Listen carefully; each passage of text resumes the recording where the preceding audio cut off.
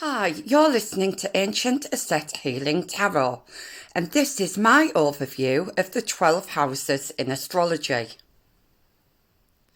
The first house is ruled by Mars and Aries. This is the number one, the self. It's your life force and your vitality. It's also your personality and your own characteristics. It is the outward persona and impression you give to others, just as it represents your aura and the energy you radiate. The second house is ruled by Venus and Taurus. This is the number two. The second house is all about your possessions, your desires and your resources. Tangible things are important here, such as our money, our assets, and even the physical body. It is both our values within and the values we place on other things. Needless to say, this includes our innermost desires and needs, alongside personal security and stability. The third house is ruled by Mercury and Gemini. So 2 now becomes 3, and this is all about connection, communication, and even education. The third house represents our ability to learn and communicate, and includes all forms of communication. This includes our connection to the local area and the people within it. However, miscommunication and breakdown in communication can be an issue with the third house, so this is something to watch out for. Finally, the third house can signify travel, particularly short-distance road trips. The fourth house, ruled by the Moon and Cancer.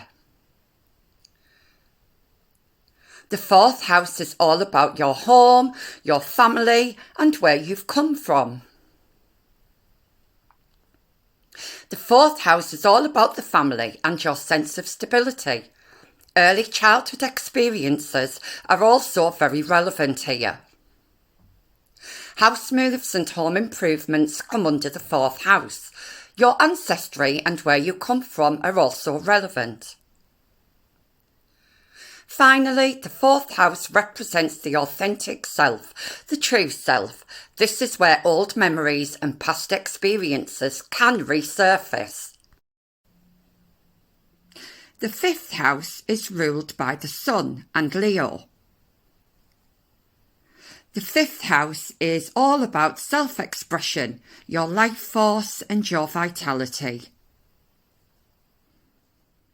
This is about your hobbies and creativity, whereby the energy can be childlike and playful. It is recreation and procreation, romance and happiness, things you can be proud of. The sixth house, ruled by Mercury and Virgo. The sixth house is about being of service, self-discipline, work and health. This is your everyday habits and routines that you create for yourself in order to keep your body and mind healthy. It is about your day-to-day living and the small steps you choose to take for self-improvement. It is our sense of duty within the realm of work and family. It is also our sense of duty towards others. However, this can bring feelings of worry because of the heavy responsibility we might feel.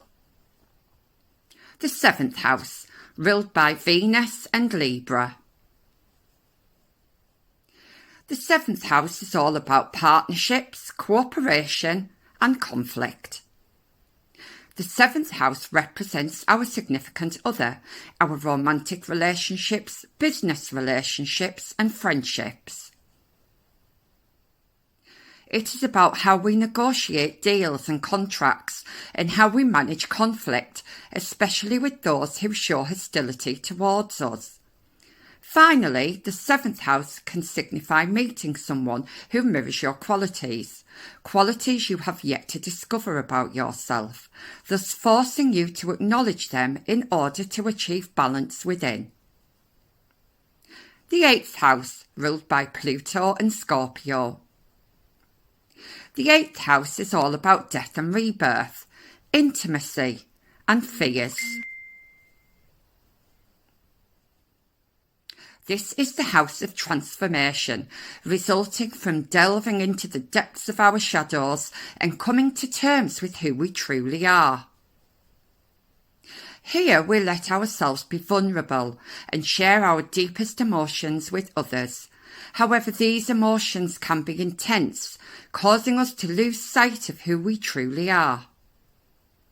Consequently, emotions such as jealousy and anger can play out here.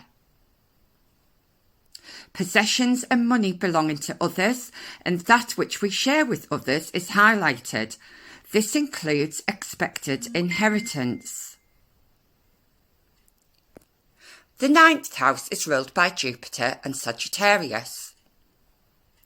The 9th house is about expansion and growth, travel, and having a higher perspective.